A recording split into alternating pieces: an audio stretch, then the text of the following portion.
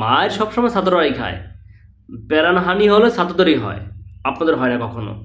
আপনারা একটা পোস্ট দিতেন, ফেসবুকের মাধ্যমে পোস্ট দিয়ে পাশে দাঁড়াতেন, তখন এই খেলা পাগল স্টুডেন্টরা বুঝতো না আমরা যাদেরকে সাপোর্ট করি, চিল্লাইয়া গলা ফাটাই মাঠে যাই, আমরা যাদেরকে সাপোর্ট করি তারাও আমাদেরকে এখন সাপোর্ট করতেছে। কিন্তু না, আপনারা কোনো ক্রিকেটার এই স্টুডেন্টদের সাপোর্ট করলেন না, স্টুডেন্টদের হয়ে একটা পোস্ট পর্যন্ত দিতে পারলেন না। এখন আপনারা সাকিবের সাপোর্ট করেন। বাংলাদেশ ক্রিকেট কারা দেখে? ইয়ংরাই দেখে। সেই ইয়ংদের পক্ষে কোনো ক্রিকেটার দাঁড়াতে পারে না, এমনকি যার জন্য এখন বর্তমান ক্রিকেটার এবং পাস্ট যারা আগে খেলেছে ওই সমস্ত ক্রিকেটারও এখন সাকিবের পক্ষে পোস্ট দিয়ে যাচ্ছে, যারা খেলে এবং খেলে না সবাই মিলে। আমার প্রশ্ন, আপনারা এই জুলাই থেকে কোথায় ছিলেন? জুলাই থেকে যখন ছাত্র আন্দোলন শুরু হলো তখন আপনারা কোথায় ছিলেন? একের পর এক ছাত্র প্রাণ শেষ হয়ে যাচ্ছে, এখানে ওখানে স্টুডেন্টরা মারা যাচ্ছে, মার খাচ্ছে, আপনারা তখন গর্তের মধ্যে লুকিয়েছিলেন, কথা বলার সাহস ছিল না। এখন দেশ স্বাধীন হয়েছে, এখন আপনারা বেরিয়ে আসছেন এবং সাকিবের পক্ষে কথা বলতেছেন। সাকিবের বিরুদ্ধেটা একটা মিথ্যা মামলা, হয়রানিমূলক মামলা। আমি মানি হয়রানিমূলক মামলা, মিথ্যা মামলা, কিন্তু এই যে প্রতিবাদটা যে করতে পারতেছেন তখন ছাত্রদের সাথে যেটা হয়েছে এটা কি মিথ্যা বা অন্যায় ছিল না, জুলুম ছিল না? তখন আপনারা কেন এই প্রতিবাদগুলো করতে পারেন না? বাংলাদেশ ক্রিকেটে যারা প্রতিবাদ করেছেন সাকিবের হয়ে তাদের কাছে প্রশ্ন, আপনারা কেন প্রতিবাদ করতে পারেন না? তখন ছাত্ররা যেটা করেছে এটা কি রাইট ছিল না? আপনারা যে সাকিবের জন্য পোস্ট দিয়ে যাচ্ছেন, সেই সাকিবও তো একটা বার ছাত্রদের জন্য পোস্ট দেয় নাই, একটা বিবৃতি দেয় নাই। সাকিব তো শুধু আওয়ামী লীগের এমপি না, সমস্ত জনগণের সাকিব, কিন্তু সে করলো কি? সে আওয়ামী লীগের হয়ে গেল। সে আওয়ামী লীগের হয়ে দল টিকানোর জন্য ছাত্রদের পক্ষে কোনো কথাই বলতে পারলো না। হ্যাঁ, এই যে ছাত্ররা যে মারা গেছে, ডেড হয়েছে, সাকিব একটা বার তো বিবৃতি দিল না। সাকিবের পাশে শুধু আপনারা কেন থাকবেন? সাকিবের পাশে থাকবে সমস্ত জনগণ, মাশরাফির পাশে থাকবে সমস্ত জনগণ। কেন আপনারা পোস্ট দেবেন? আমরাও তো দিব ভাই, আমরা খেলা দেখছি না? আমরা চিল্লাই, আমরা গ্যালারিতে বসে চিল্লাইছি যে সাকিব সাকিব, মাশরাফি মাশরাফি। যখন গ্যালারিতে যাইনি ছোটকাল থেকে, তখন টিভিতে বসে খেলা দেখছি, সাদা কালো ভাই টিভিতে। এমনকি তখন এভাবে বল করতে আসতো মাশরাফি, তখন এই এভাবে ধরলে ওইরকম ধোলা খেলা দেখে আমরা খেলা দেখেছি সাদা কালো টিভিতে। তখন বল করতে আসতো আর এভাবে ধুলতো, এইভাবে ওই সময়ের খেলা দেখে এই পর্যন্ত এসছি। আর আপনারা শুধু আওয়ামী লীগের হয়ে গেলেন, আপনারা জনগণের হতে পারলেন না। আপনারা যদি জনগণের হতেন তাহলে এই যে জুলাইতে একটা পোস্ট পর্যন্ত দিতে পারতেন যে না, ছাত্রের উপর যেটা করা হচ্ছে এটা অন্যায়, এটা জুলুম, ছাত্ররা সঠিক কথা বলতেছে। কিন্তু আপনারা কোনো ব্যাঙ্গের নাতি, কোনো ক্রিকেটার আপনারা একটা পোস্ট পর্যন্ত দিতে পারলেন না ছাত্রদের পক্ষে। আর যখনই সাকিবের বিরুদ্ধে আমি বলি মিথ্যা মামলা, হ্যাঁ মিথ্যা মামলা, যখনই সাকিবকে মিথ্যা মামলা দেওয়া হলো, এই আপনারা একের পর এক পোস্ট দিয়ে ওর পাশে দাঁড়াচ্ছেন, কারণ দেশ স্বাধীন।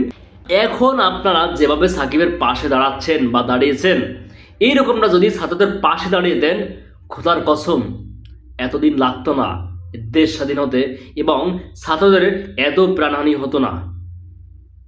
কিন্তু আপনারা কি করলেন? আপনারা চুপ করে বসে আছেন। আপনারা সাকিবের মতোই চুপ করে বসেছিলেন। তার মানে সাকিব চেয়েছেন দল ক্ষমতায় থাকুক, ছাত্রদের পক্ষে ছিল না। আপনারাও চেয়েছেন সাকিব ভালো থাকুক, দল টিকে থাকুক, সাকিব আমাদের দেখবে।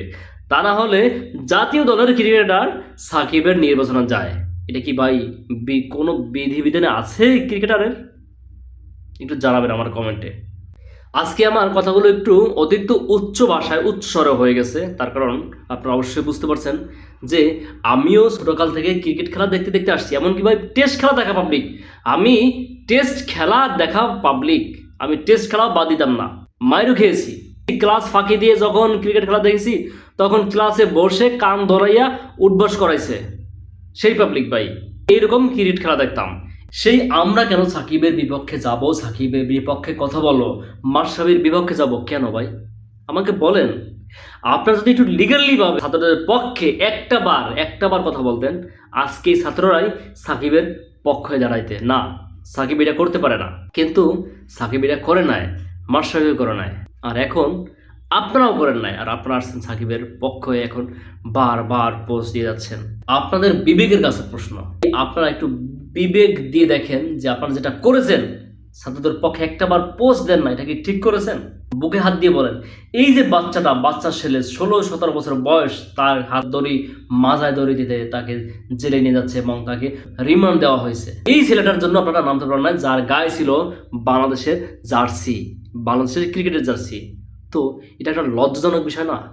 আপনারা এখন সাকিবের জন্য ফেটে যাচ্ছেন, ফেসবুক ওয়ালে ফেসবুকে ঢোকা যাচ্ছে না আপনাদের পোস্টের কারণে। কিন্তু এই যে বাংলাদেশের জার্সি গায়ে একটা ছেলে, হ্যাঁ, তার জন্য একটাবার আপনারা পোস্ট দিতে পারলেন না যে 16-17 বছর বয়সের একটা স্টুডেন্টকে রিমান্ড দিচ্ছেন?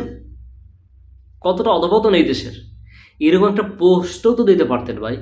আপনাদের কেউ বলতো না যে আপনারা মাঠে আসেন, আমাদের সাথে আসেন, আন্দোলন করেন?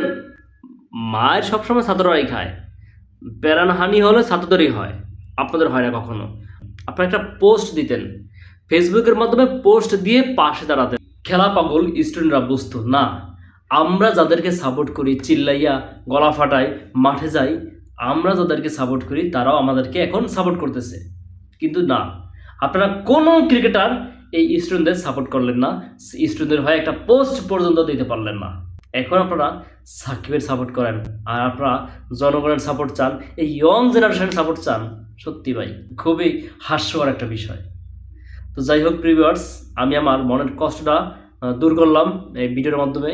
আপনাদের যদি কোনো কথা থাকে অবশ্যই কমেন্টে জানাবেন। আমি যেটা বলেছি সেটা যদি আপনাদের ভালো নাও লাগে সেটাও কমেন্টে জানাবেন। লাস্টে আমি যাওয়ার সময় বলি যে বাংলাদেশে যেন কেউ মিথ্যা মামলার শিকার না হয়। সাকিব যদি অপরাধ করে থাকে তাহলে তার সত্যি যে অপরাধ ওখান থেকে যেন তার সাজা হয়, মিথ্যা হয়রানি যেন না করা হয়। যেটা আগে হয়েছে ওই কালচার আমরা ফিরে যেতে চাই না, আগের কালচারে আমরা ফিরে যেতে চাই না, আমরা নতুন কালচার চাই। সেক্ষেত্রে সাকিব যদি অপরাধ করে থাকে সেটা আইন দেখবে, না করে থাকলে ভাই মিথ্যা মামলা কেউ দেবেন না, কারণ আমরা আগের কালচারে আমরা যেতে চাই না। সবাই ভালো থাকেন, আল্লাহ হাফেজ।